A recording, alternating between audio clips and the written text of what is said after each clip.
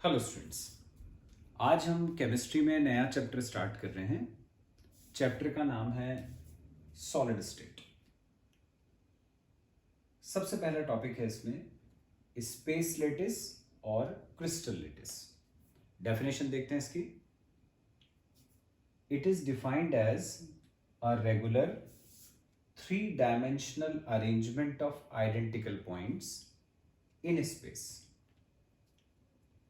a 3-dimensional group of lattice points that generates the whole lattice by translation or stacking is called a unit cell. सबसे पहले तो हम space lettuce की definition समझेंगे और फिर उसके बाद यूनिट सेल की। तो बच्चों, क्या होता है कि सॉलिड के अंदर जो पार्टिकल्स होते हैं वो अपनी अपनी पोजीशन के ऊपर फिक्स्ड होते हैं। ये पार्टिकल्स मूव नहीं करते हैं, हालांकि वाइब्रेट कर सकते हैं अपनी पोजीशन पे, पर उनकी पोजीशन फिक्स होती है। तो सपोज यदि हमने कोई सॉलिड लिया जिसके अंदर पार्टिकल्स जो हैं वो इस तरह से अरेंज्ड हैं, ये इस तरह से ये पूरा सॉलिड बना हुआ है। तो ये जो पूरा सॉलिड का एक पोर्शन है, ये अपने सॉलिड का कोई पीस काट के अलग कर दिया जिसके अंदर पार्टिकल्स इस तरह से अरेंज्ड हैं। ये जो पूरा अरेंजमेंट है पार्टिकल्स का, इसको हम बोलते हैं स्पेस लेटिस या क्रिस्टल लेटिस। तो ये जो 3-dimensional अरेंजमेंट होता है, मैंने इसको बोर्ड पे बनाया, ये ऐसे आगे की तरफ भी रहेगा, पीछे भी तरफ भी रहेगा, इसलिए अपन इसको बोलते हैं 3-dimensional अरेंजमेंट। तो ये जो पूरा 3-dimensional अरेंजमेंट होता है, इसको हम बोलते हैं स्पेस लेटिस या क्रिस्टल लेटिस। ये कहलाता है स्पेस लेटिस या क्रिस्टल लेटिस। अब तुम देख रहे हो कि इसके अंदर ये जो एक रेक्टेंगल है, यही बार बार रिपीट होकर ये पूरा स्पेस लेटिस बना रहा है। तो स्पेस लेटिस का वो पार्ट जो बार बार रिपीट होकर पूरा स्पेस लेटिस बना देता है, इस एक रिपीटिंग यूनिट को अपन बोलते हैं यूनिट सेल। ये जो एक रिपीटिंग यूनिट है, इसको हम बोलते हैं यूनिट सेल। और स्पेस लेटिस के अंदर ये जो पार्टिकल्स हैं, ये जो पार्टिकल्स प्रेजेंट हैं, इनको हम बोलते हैं लेटिस पॉइंट्स। ये पार्टिकल्स कहलाते हैं लेटिस पॉइंट्स। ये पूरा अरेंजमेंट कहलाता है स्पेस लेटिस, और उसका जो एक रिपीटिंग यूनिट है वो कहलाता है यूनिट सेल। अब ये जो यूनिट सेल हैं, ये अलग अलग टाइप के होते हैं। पहला यूनिट सेल है सिंपल यूनिट सेल या बेसिक यूनिट सेल या प्रिमिटिव यूनिट सेल। जैसे मैंने शुरू में लिखा कि ये जो अरेंजमेंट है वो 3-dimensional होता है, ठीक है। ऐसा ही नहीं रहेगा, सामने भी आएगा, पीछे भी आएगा, ऊपर भी जाएगा, नीचे भी जाएगा। तो एक सिंपल यूनिट सेल जो है वो एक्चुअल में एक क्यूब के समान होता है, स्क्वायर या रेक्टेंगल नहीं होता है, क्योंकि 3-dimensional अरेंजमेंट होता है। तो ये क्यूब हो गया, ये हमारा यूनिट सेल। अब इस यूनिट सेल को सिंपल यूनिट सेल अपन कब बोलते हैं? जब पार्टिकल्स, जिनको हम लेटिस पॉइंट्स बोलते हैं, वो सिर्फ कॉर्नर पे प्रेजेंट हो। तो यदि पार्टिकल्स प्रेजेंट होते हैं ओनली एट द कॉर्नर्स, सिर्फ कॉर्नर्स पे, तो हम इसको बोलते हैं सिंपल यूनिट सेल या बेसिक यूनिट सेल। ये यूनिट सेल का फर्स्ट टाइप होता है। Second type, face centred unit cell. Face centred unit cell में डेफिनेशन देखें, it has lattice points at the centre of each face along with the points at the corners। मतलब इसमें सिर्फ corner पे नहीं होते, इसमें कॉर्नर के साथ साथ हर एक फेस के सेंटर पर भी होते हैं। मतलब इसको यदि तुम ड्रॉ करोगे, तो जैसे अपन ने ये क्यूब बनाया, तो उसमें जो पार्टिकल्स हैं वो सिर्फ कॉर्नर पर ही नहीं है, सिर्फ यहीं पर नहीं है, हर एक फेस के सेंटर पर है, हर एक दीवार के सेंटर पर है, जमीन के सेंटर पर है, छत के सेंटर पर है। मतलब ये सामने वाली दीवार के सेंटर पर, ये साइड वाली दीवार के सेंटर पर, ये जमीन के सेंटर पर, ये छत के सेंटर पर, यहाँ पर, ऐसे सब जगह होंगे। मतलब इसमें यदि तुम लेटेस्ट पॉइंट गिनोगे तो कितने हो गए? 8 तो कॉर्नर वाले हो गए और 6 फेस सेंटर वाले हो गए, तो टोटल 14। जबकि इसमें गिनोगे तो सिर्फ कॉर्नर कॉर्नर वाले हैं, तो 4 नीचे और 4 ऊपर, इसमें 8 होते हैं लेटेस्ट पॉइंट, जबकि सेकेंड वाले में 14। Third type, body centred unit cell. इसमें जो लेटेस्ट पॉइंट होता है, it has a lattice point at the centre of the body along with the points at the corners। मतलब कॉर्नर के साथ साथ पूरी बॉडी के, पूरे क्यूब के सेंटर पर भी एक लेटेस्ट पॉइंट होता है। मतलब इसको यदि अपन ड्रॉ करेंगे तो ऐसा होगा।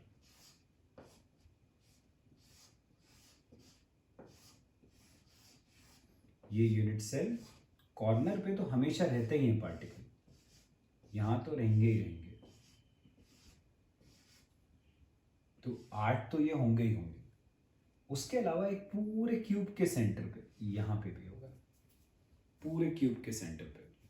तो अब इस केस में यदि अपन लेटेस्ट पॉइंट काउंट करेंगे तो 8 कॉर्नर के और एक बीच वाला, तो टोटल 9 लेटेस्ट पॉइंट्स होते हैं इसके अंदर। ये कहलाता है हमारा body centred unit cell. Next topic है बच्चों, rank of unit cell. Definition देखते हैं इसकी। Total number of particles belonging to a unit cell is called its rank।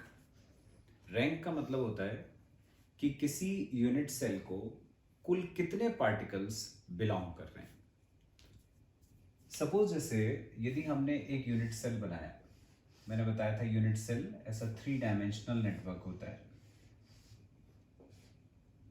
अब इसमें पार्टिकल्स जो हैं वो अपन को पता है कॉर्नर पे तो हमेशा प्रेजेंट होते ही होते हैं। तो ये मान लो तुमने जैसे एक पार्टिकल यहां पर बनाया, अब हमें पता है कि सॉलिड के अंदर जो यूनिट सेल्स हैं वो और भी होंगे। इसके ऊपर भी एक यूनिट सेल होगा, इसके ऊपर भी एक यूनिट सेल होगा, इसके बगल में भी एक यूनिट सेल होगा, इस तरफ भी एक यूनिट सेल होगा। तो तुम्हें दिख रहा है कि जो पार्टिकल है इसका पूरा हिस्सा इस यूनिट सेल को बिलोंग नहीं कर रहा। उसका कुछ पोर्शन इसमें जा रहा है, इसमें जा रहा है, इसमें जा रहा है, सामने की तरफ एक यूनिट सेल आएगा उसमें जाएगा। मतलब इस पार्टिकल का पूरा की पूरा पोर्शन इस यूनिट सेल का हिस्सा नहीं है। तो ऐसे यदि और भी अपन ने मान लो कॉर्नर पे 8 ऐसे पार्टिकल लिए, तो हम ये थोड़ी कह सकते हैं कि ये पूरे 8 की 8 पार्टिकल, 8 पार्टिकल्स इस यूनिट सेल को बिलोंग कर रहे हैं। उनका कुछ कुछ पोर्शन ही एक यूनिट सेल को बिलोंग कर रहा है, बाकी तो दूसरे में बट गया। तो ऐसे यूनिट सेल का ये पार्टिकल का जितना हिस्सा एक यूनिट सेल को बिलोंग कर रहा है, ऐसे सारे छोटे छोटे पार्ट्स को यदि अपन मिला दें जो सिर्फ एक यूनिट सेल में आ रहे हैं, तो ये स्मॉल स्मॉल पार्ट्स मिलकर कुल कितने पार्टिकल बनाएंगे, 1 पार्टिकल बनाएंगे, 2 बनाएंगे, 6 बनाएंगे, कितने पार्टिकल बनाएंगे, उसको अपन बोलते हैं rank.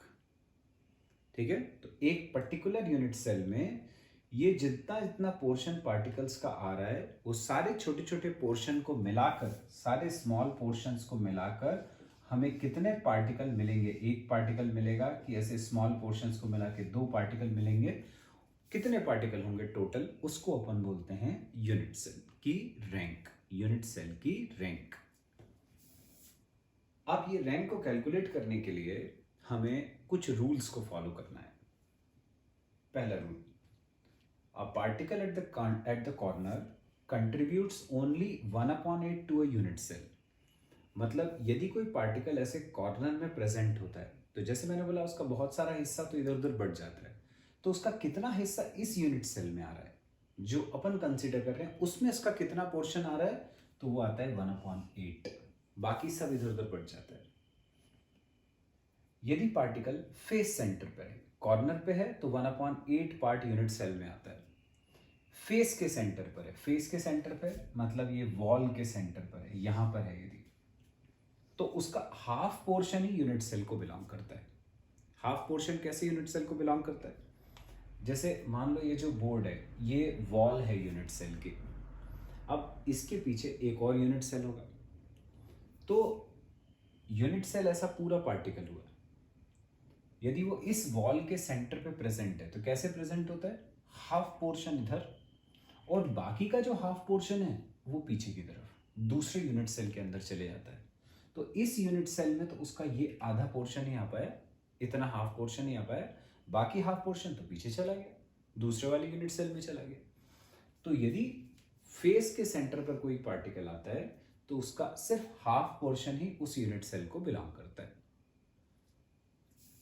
Third rule, a particle at the body centre belongs completely to a unit cell. A particle at the body center मतलब पूरे यूनिट सेल के सेंटर पर यदि कोई पार्टिकल है, जैसे ये रूम के सेंटर पर यदि कोई पार्टिकल है तो उसका जो पूरा की पूरा पोर्शन है वो इस रूम का हिस्सा है, उसका कोई भी पोर्शन बाहर इधर उधर दूसरे यूनिट सेल में दूसरे रूम में नहीं जा रहा, तो उसका पूरा पोर्शन ही यूनिट सेल को बिलोंग करता है। तो particle at the body centre belongs completely to a unit cell. अब ये जो हमने रूल्स पढ़े इनकी बेसिस पर अब अपन अलग अलग टाइप के जो यूनिट सेल पढ़ चुके हैं उनकी रैंक कैलकुलेट करने की कोशिश करते हैं। सबसे पहले हम लेते हैं सिंपल यूनिट सेल या बेसिक यूनिट सेल। उसमें हमने पढ़ा था पार्टिकल्स प्रेजेंट होते हैं only at the corners, particles present हैं ओनली एट द कॉर्नर्स। अब इस केस में अपन रैंक कैलकुलेट करते हैं।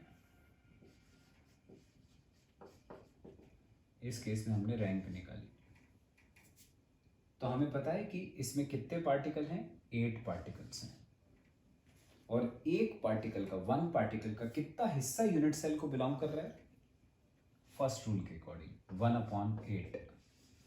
तो एक पार्टिकल का 1/8 हिस्सा बिलोंग कर रहा था यूनिट सेल को, लेकिन ऐसे 8 पार्टिकल्स हैं तो टोटल कितना हिस्सा बिलोंग कर रहा है टू यूनिट सेल, 8 कट गया 1। मतलब ये जो मैंने बोला था छोटे छोटे पोर्शंस हैं, इनको मिलाकर कुल कितने पार्टिकल मिलेंगे, तो सिंपल यूनिट सेल के केस में अपन को सिर्फ एक ही पार्टिकल मिलता है, इसलिए हम बोलते हैं इसकी रैंक 1 होती है। अब सपोज अपन ने लिया फेस सेंटर, फेस सेंटर्ड, उसमें देखें क्या होगा। फेस सेंटर्ड में मैंने बोला था टोटल 14 पार्टिकल्स होते हैं, 8 कॉर्नर्स पे होते हैं और 6 फेस के सेंटर पे होते हैं।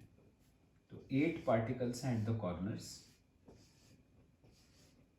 और 6 हैं फेस के सेंटर पे, एक सामने, एक ये साइड वाली फेस, एक ये साइड वाली फेस, एक पीछे वाली फेस, एक ऊपर वाली फेस और एक नीचे वाली फेस, टोटल 14 पार्टिकल्स। अब इसकी रैंक कैलकुलेट करते हैं अपन। तो 8 पार्टिकल कॉर्नर पे जो कंट्रीब्यूट करेंगे 1/8 part plus 6 particles face centre पे जो कंट्रीब्यूट करते हैं हाफ पार्ट, फेस सेंटर वाला कंट्रीब्यूट करता है हाफ। तो ये 8 से 8 कट गया, ये 2 3 + 6 कट गया, तो ये बचा 1 + 3, 1 + 3 4, तो रैंक आ गई 4। तो फेस सेंटर्ड यूनिट सेल के लिए रैंक 4 होती है।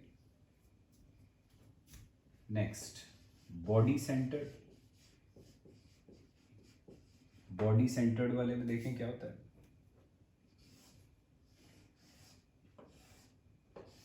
बॉडी सेंटर्ड यूनिट सेल में ऐसा यूनिट सेल, इसमें पार्टिकल्स कॉर्नर्स पे रहेंगे और साथ ही साथ पूरी बॉडी के सेंटर पे होते हैं, बॉडी के सेंटर पे यहां पे। अब इस केस में अपन रैंक कैलकुलेट करें तो 8 × 1/8 प्लस एक पार्टिकल पूरे यूनिट सेल के सेंटर पे, ये जो मैंने बोला था रूम के सेंटर पे आ रहा है तो उसका पूरा पूरा पोर्शन बिलोंग करता है, तो +1, ये 8 से 8 कट गया, 1 + 1 2, तो इसकी रैंक हो गई 2। ये बॉडी सेंटर्ड यूनिट सेल हो गया।